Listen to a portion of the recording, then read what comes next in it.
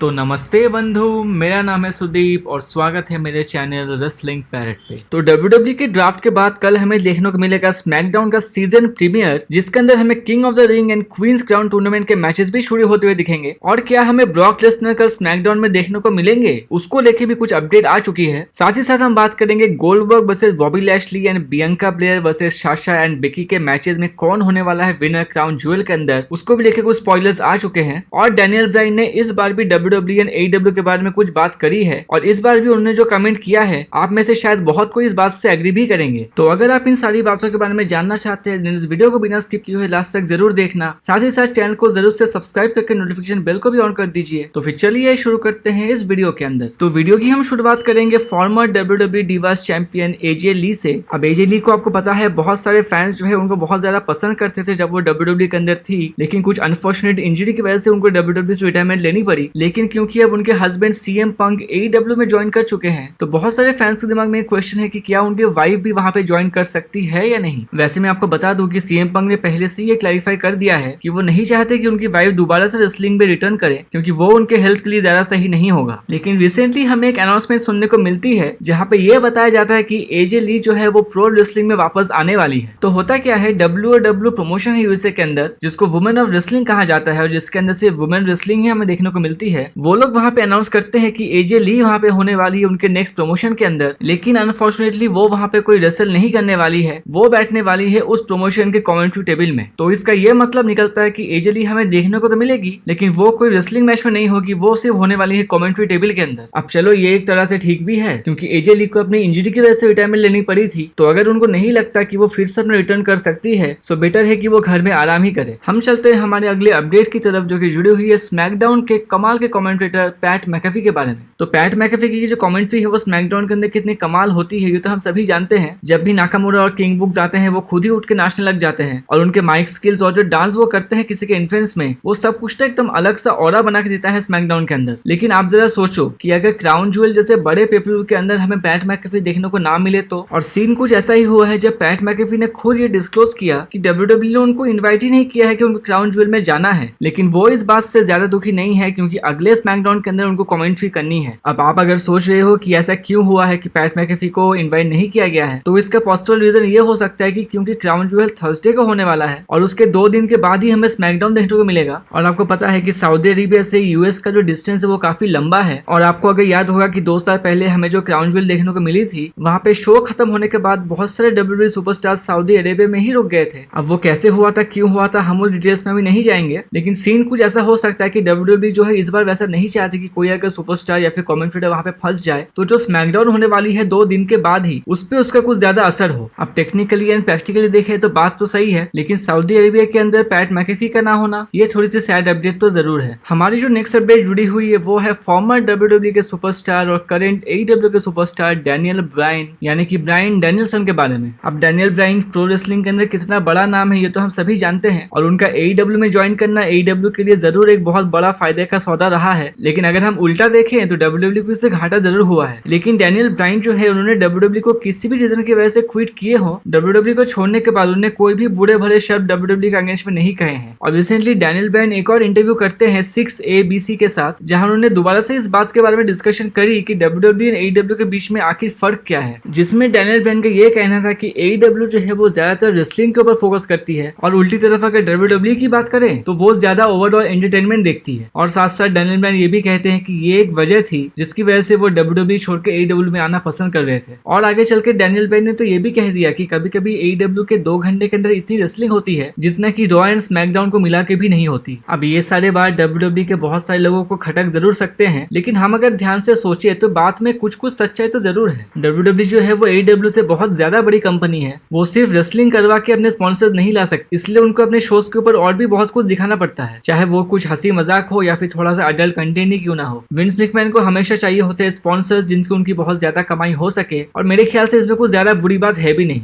Ultimately company कितनी बड़ी होती है वही सबका टारगेट होता है। और रेसलिंग की बात करें तो WWE में भी अभी बहुत अच्छी रेसलिंग हो रही है। WWE एंड AEW के अंदर जितने भी सुपरस्टार्स हैं, उनके अंदर कोई भी कमी नहीं है, बस दोनों अलग अलग कंपनी का अलग अलग तरीका होता है कि वो अपने शोज को कैसे दिखा सकती है। आपका क्या कहना है इस पूरे कमेंट को लेकर डैनियल ब्राइन के बारे में, मुझे कमेंट करके आप जरूर बताना। आज की हमारी नेक्स्ट अपडेट जुड़ी हुई है क्राउन ज्वेल के बारे में। अब क्राउन क्राउन ज्वेल 2021 को होने में अभी भी 3 हफ्ते बाकी हैं, लेकिन हम बात करने वाले हैं 2019 में हुई क्राउन ज्वेल पेपर व्यू के बारे में, जिसके अंदर एक बहुत बड़ा मैच बुक था यूनिवर्सल चैंपियनशिप के लिए गोल्डबर्ग वर्सेस द फील्ड के बीच में। अब इस मैच के अंदर जो रिजल्ट हमें देखने को मिला था उससे हम कह सकते हैं कि काफी फैंस बहुत ज्यादा डिसअपॉइंटेड हो गए थे। कोई भी नहीं चाहता था कि गोल्डबर्ग आके फील्ड को हरा दे, लेकिन हमारे विंस मैकमैन तो कमाल के इंसान हैं, उनको तो अल्टीमेटली वही करना होगा जो वो खुद करना चाहते हैं। और फाइनली हमें वही देखने को मिला जो कोई भी देखना नहीं चाहता था। गोल्डबर्ग ने फील्ड को दिलाई उनकी पहली डिफीट और उनसे यूनिवर्सल चैंपियनशिप भी ले ली। अब विंस मैकमैन के इस वाले डिसीजन से हम फैंस को जितना गुस्सा आया था, देख के ऐसा लग रहा है कि डब्ल्यूडब्ल्यूई के बाहर के सुपरस्टार्स को भी उतना ही गुस्सा आया था। और रिसेंटली EC3 बात करते हैं इस गोल्डबर्ग वर्सेस फील्ड के मैच को लेके। आप EC3 को जानते ही होंगे, वो डब्ल्यूडब्ल्यूई के अंदर भी काम कर चुके हैं। वो बात अलग है कि उनके पोटेंशियल के अगेंस्ट में उनको उतना अच्छा पुश नहीं मिला था। तो EC3 का ये कहना था कि जैसे उन्होंने देखा कि गोल्डबर्ग ने फील्ड को हरा दिया है, उनका ये कहना था कि that day wrestling died for me, मतलब उस दिन से रेसलिंग जो है उनके लिए खत्म हो चुकी थी। EC3 का ये कहना था कि देखो मैं वहां पे मौजूद तो नहीं था, लेकिन मुझे पता है कि ये जो बंदा है ब्रे वाइट यानी कि जो फील्ड है, उन्होंने कितनी ज्यादा मेहनत की है, वो कितना यूनिक है, वो कितने क्रिएटिव है, उन्होंने सारी चीजें खुद बैठ के डेवलप की है और वो सब कुछ एक दिन के अंदर खत्म हो जाता है किसी और के डिसीजन की वजह से। वैसे सचमुच ब्रे वाइट जैसा टैलेंट थे डब्ल्यूडब्ल्यूई के अंदर, उनका रिलीज होना डब्ल्यूडब्ल्यूई के लिए एक बहुत ही बड़ा घाटे का सौदा बन चुका है। और उस मैच के अंदर जब फील्ड को हराया गया गोल्डबर्ग के अगेंस्ट में, बहुत लोगों का ये मानना है कि उस मैच के बाद फील्ड अब पहले ऐसे फील्ड नहीं रहे थे। वैसे इस बात को तो 2 साल हो चुकी है और पहले की बात पकड़ के रख के अभी कुछ फायदा होने नहीं वाला, और वैसे भी ब्रे वाइट तो अभी कंपनी में है ही नहीं। लेकिन आपका क्या रिएक्शन था जब आपने देखा था कि गोल्डबर्ग ने फील्ड को हरा दिया है? आप मुझे कमेंट करके जरूर बताना। खैर हम चलते हैं हमारे final story of the day के पास और हम बात कर लेते हैं कल होने वाले स्मैकडाउन के बारे में। तो कल का जो स्मैकडाउन होने वाला है वो ड्राफ्ट के बाद पहला एपिसोड होने वाला है और डब्ल्यूडब्ल्यूई ने इसे सीजन प्रीमियर करके नाम दिया हुआ है। और स्मैकडाउन के सीजन प्रीमियर में जो हमें सबसे बड़ी चीज देखने को मिलेगी वो है कि कल से शुरू हो गया king of the ring and queen crowns tournament के मैचेस। और डब्ल्यूडब्ल्यूई ने क्या करी, इस टूर्नामेंट को और भी ज्यादा हाइप करने के लिए king of the ring and queen crown tournament के जो पहले मैचेस होंगे उसको भी अनाउंस कर दिया है कल के स्मैकडाउन के लिए। और क्वीन ऑफ द रिंग यानी कि क्वींस क्राउन टूर्नामेंट का जो पहला मैच हमें कल देखने को मिलेगा वो होने वाला है लिव मॉर्गन वर्सेस कार्मेला के बीच में। और इस मैच की विनर की बात करें तो मैं डेफिनेटली चूज करूंगा लिव मॉर्गन को। और लिव मॉर्गन ना ही कि इस मैच को जीतने के लिए फेवरेट है, वो एक टॉप कंटेंडर है कि वो क्वीन क्राउन टूर्नामेंट को भी जीत जाए। और डब्ल्यूडब्ल्यूई जो है अच्छे से जानती है कि फैन कितना पसंद करने लगे हैं लिव मॉर्गन को, और फैंस बहुत दिन से डिमांड कर रहे हैं कि लिव मॉर्गन को सही से पुश दिया जाए। तो क्या पता डब्ल्यूडब्ल्यूई उनको क्वीन ऑफ द रिंग ही बना दे। इसके अलावा डब्ल्यूडब्ल्यूई ने किंग ऑफ द रिंग के लिए कमाल का मैच बुक कर दिया है जो कि हमें देखने को मिलेगा 619 expert Rey Mysterio and Sami Zayn के बीच में। अब एक बात तो माननी पड़ेगी कि डब्ल्यूडब्ल्यूई ने जो मैचेस बुक किए हैं कल के लिए वो कोई अंधेरे में तीर चलने वाली मैचेस नहीं है, दोनों के अंदर प्रॉपर स्टोरी लाइन है। आपको पता है कि लिव मॉर्गन एंड कार्मेला के बीच में स्टोरी लाइन बहुत दिनों से चल रही है और सैमी ज़ेन का भी मिस्टीरियोस के साथ कुछ न कुछ खिचड़ी तो पक रही है। तो डब्ल्यूडब्ल्यूई ने शायद इन दोनों राइवलरी को एक फाइनल चैप्टर के लिए किंग ऑफ द रिंग के क्वालिफाइंग मैचेस में डाल दिए। लेकिन इसके अलावा कल के स्मैकडाउन के लिए जो सबसे बड़ा क्वेश्चन है कि क्या कल हमें ब्रॉक लेसनर स्मैकडाउन में देखने को मिलेंगे या नहीं। तो कल के स्मैकडाउन के लिए ब्रॉक लेसनर को लेकर जो रिपोर्ट आ रही है कि ऐसा हो सकता है कि कल हमें ब्रॉक लेसनर देखने को ना मिले और कल के स्मैकडाउन में हमें Roman Reigns and Paul Heyman के बीच में स्टोरी लाइन देखने को मिले। अब आपको पता है कि जो पॉल हेमन है वो बहुत मुश्किल से उसको स्मैकडाउन में ड्राफ्ट करवा चुके हैं, लेकिन इतना कुछ करने के बाद भी क्या रोमन रेंस का पॉल हेमन के ऊपर सेम भरोसा रहने वाला है? तो उस वाली स्टोरी के सराउंडिंग हमें कल कुछ जरूर देखने को मिल सकता है। और इसके साथ साथ डब्ल्यूडब्ल्यूई ने कल के स्मैकडाउन के लिए अनाउंस कर दिया है एक contract signing SmackDown women's championship के लिए, जो कि होने वाला है Becky Lynch versus Bianca Belair versus Sasha Banks के बीच में। अब कॉन्ट्रैक्ट साइनिंग के नाम पे डब्ल्यूडब्ल्यूई हमें क्या दिखाती है हर बार ये तो हम सभी जानते हैं, तो आप ही एक्सपेक्ट कर सकते हो कि हमें कुछ फिजिकल एक्शन यहाँ देखने को मिल जाए। अब अगर स्मैकडाउन वुमेन्स चैंपियनशिप की बात चल रही है तो हम बात कर लेते हैं कि कौन होने वाला है expected winner crown jewel king के मैच में। तो स्काई बेट अपने रिसेंट ऑड्स रिलीज करते हैं कि इस मैच में कौन विनर हो सकता है, और ऑड्स में जो सबसे एक्सपेक्टेड विनर है